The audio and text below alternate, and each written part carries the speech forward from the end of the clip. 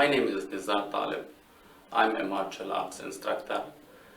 I had a back pain and Dr. Patrick Price worked on my body. And in fact, Dr. Patrick Price is more than a chiropractic. He is a martial arts instructor too. So especially for the athletes, he knows how the muscle moves, how your body works. He works on your body. He gives you more stabilization. He makes your body, he put it back into its most powerful and strength situation. So working on me, it's really put me back into my maximum power and strength.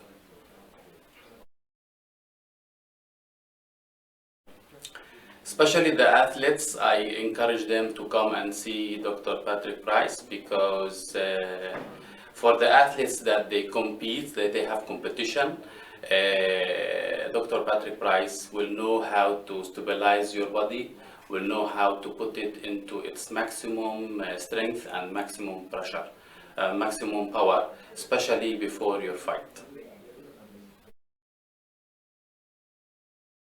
Hello, this is Dr. Price, and here we are today with my good friend Nizar Taleb, ex-professional kickboxer, international kickboxing coach, and has been my coach for many years in kickboxing. And so today we have him on the table. We're going to look at many kickboxers and martial artists experience low back pain and tightness in their hamstrings and legs. And today we're going to give his body a good check out to see what's not working for him so he can perform better. Because believe me, even though he's a coach, he still loves to train. And I know any martial artist out there or person in sports likes to use their body well. And low back pain is a high percentage of people in the world today who experience it. I'm going to show you some brief things to turn those muscles back on so you have fully functional legs again and your core is back in action. So here we go. We're going to lay Nizar back on his back. Actually, let's go face down first today. Let's do this. I'm going to show you all first when I go face down, you're looking at the hips. Okay. Now, what we look at is we look at the hips and we have both his arms down. I'm going to test his hamstrings first. As you point the foot, as the heel goes in one direction versus the other direction, is testing each hamstring. So I'm going to go here and I'm going to give me some strength, and that locks. If we go to this foot, this locks. Now I go to the calves, and he's going to point the toes up. Okay, and you notice it's kind of spongy. Now what happens is, right where the muscles come together into a bony area here, they come together as tendons. I'm going to be very simple in my technique today. I'm going to use this thing called an activator or a J-tech. And we're going to go right in here and hit right where the tendon should be coming on at. And you'll see full strength returns instantly. Okay. So he relaxes his leg, goes over to the side. I want to see strength of internal rotation and external rotation. Then I want to check out his glutes. He holds the leg up, and you'll see he's got some sponginess in the legs, not quite contracting on a full strength here. Okay. Also, we're going to show you the feet in just a moment. Martial artists' feet, or really anybody's feet, you have 32 bones in your foot. And the heel, the calcaneus, very important to get this to move correctly. So from here, I'm going to show you how lifting here, pushing down to it, it shows the weakness again. Now I'm going to go to where the strength is. So when you lift the glute, you're going to check it. It's going to be a trap, a muscle on the opposite side of the head. And I'm going to stimulate it on him. It's kind of tender when I do this. And hold his leg back up. Full strength. How easy was that? Okay, back down. And go to the other leg, same thing. Test his hamstrings out, both sides. Toes up, the calves. His internal rotation, hold that strong. His external rotation. And notice this isn't quite holding. This is usually a spinal segment. I'm going to use my little activator again. Hold it strong, and you see 100% back on again. Lift his leg up. Okay, now we see, once again, he's losing power in that hip. Okay, so we're going to go back to here. These are the upper traps. The upper traps are kidney muscles. So it could show some kind of fluid imbalance going. Now look at there, full strength back on again. This is all by touch, just by using the hands, guys. Now, looking since he's face down, I'm going to go here, You hear the toes moving, and we'll move some bones in the feet. Adjust the heel. And then one more pull there.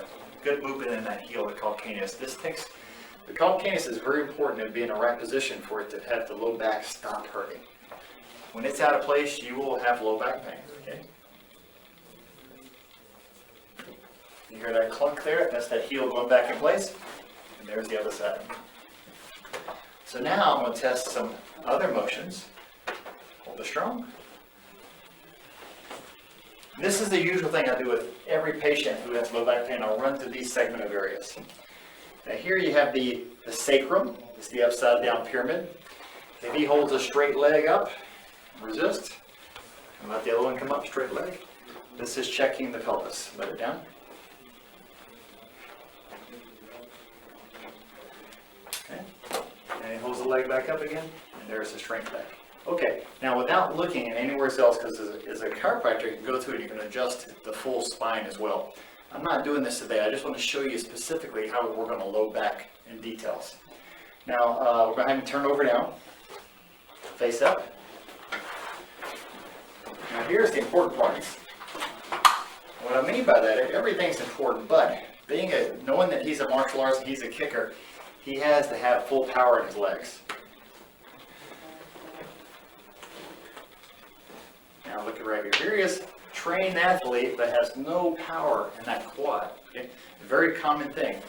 Now I'm going to use reflexes. A lot of people may not know what this means. As he makes a fist, the hand simply means positive or negative type energies. Just like you're working with electricity in the body, he's going to touch a reflex for the small intestines. When he holds his thigh up, make that strong, he's got full strength back again. Full strength. He takes his hand off, and it's just like it was before. Okay? Very strange to people when this happens. I just say very unique. So he touches the spot, and I'm going to ask his body where to go. And it shows a vascular area on the head. Okay? So on the head, there's all the little areas where the bones come together. All the little suture spots. And you'll have all these little vascular areas that become very tender when you touch them. And there's small little capillaries that are just under the scalp. And with these small capillaries, we stimulate the scalp to get them to open back up again. Hold it strong. And look what happens. Full strength in his thigh again. This is one considerable thing that happened with the legs. The other areas is the psoas. There's a psoas minor, psoas major, iliacus muscles. Many may not know what this means, but there are different regions of the area checking the hip. I'm just going to go through them. There's one. No power. Here's another one. So if he was going out for a professional fight right now, he would be greatly limited throwing roundhouse kicks with his right leg. If I go all the way to the side, and definitely he has no power there. Okay. I just want to show you before we go through the turning this back on again. Hold it strong. And I'm going to test it here for you guys. And then way out here. Okay. Now see the left side? That comes right back on. The back again, we need to find out, and this is where becoming the body detective, this is where I got the name from, because now we need to solve the mystery of the body. Where is the electrical circuit not turned on correctly? Sometimes it's the opposite muscles. Hold here. He's going to squeeze this tight, hold it strong. There, that made it come back on. Sometimes it's a muscle in the neck, but not today. Sometimes it's the diaphragm. Breathe in, hold the breath. The diaphragm is also involved. So breathing can test the diaphragm, whether there's a cramp or tightness on one side of the diaphragm versus the other. A big area to look for to find weaknesses in the legs. So right now we know it's the lat. Okay? But I'm going to look at it first as a chiropractor, not as a kinesiology person. First is looking, could it be a bone out of place in the neck? So we're going to have him touch a spot in his neck. Hold it strong. Touch right there. There. He's going to touch where the atlas is, the first bone in the neck. Let's just down. Hold it strong. Now look at there. Right back on again. So the easiest thing to do in this moment is actually make the bone move in the neck. And we're going to do that for you. Let's sit up. So this is atlas. Atlas is the very first bone. And if you've never seen a chiropractic adjustment, some people need to be adjusted with speed and timing. Some need to be adjusted by a very light touch, like the activator. It just depends on what the person. Now, his head, I'm sure, has been punched many times over the years, so I'm sure he's pretty solid in his head. Okay. But that doesn't mean that his neck is all that happy about what's happened from all the trauma. And all we're doing is returning motion. So we're going to make sure his head can turn all the way back and forth, return the full motion back to, we're looking at rotation. And then I check, make sure he has extension in every little bone in his neck. Okay, lay back. So all we do is adjust what? His upper cervical neck. Now recheck the muscle, hold it strong. 100% back on. Now just to check and double check, what I like to do is he touches that area, he touches the atlas again, and watch what happens.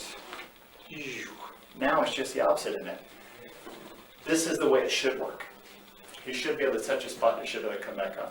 All right, so now checking all the ranges here. Okay, now he still has a spot here. This is called the iliacus muscle. Now this is usually because when something doesn't work in the hip, you look on the opposite side of the body. This is not a real well-known technique, but it could be something going on in his shoulder. So as we go from here, he gives me pressure here and pressure here. They both lock. That should not happen. I'm going to stimulate there where he probably loves me at this point, how much good this feels, right? So what it is, he has like a little muscle cramp. These are the pec minor and majors where they kind of connect to each other. Watch what happens. Hold it strong. Back on. Now when this muscle is working right, the opposite side, when we test it again, that's what happens. Just the opposite. Two things contracting, now they both let go. This is the synchronicity of the body, of how it moves. So we're looking at this leg, every segment to be back and working again. How about that? Now the other areas, tensor fasciae latae, they call this. Hold this strong. Hold this out here, strong. Of course, there's different angles of it. When I go a little higher angle, look what happens. Hold this up. All right, so because he has an angle here that goes a little weak, now watch. So it goes back to the shoulder once again.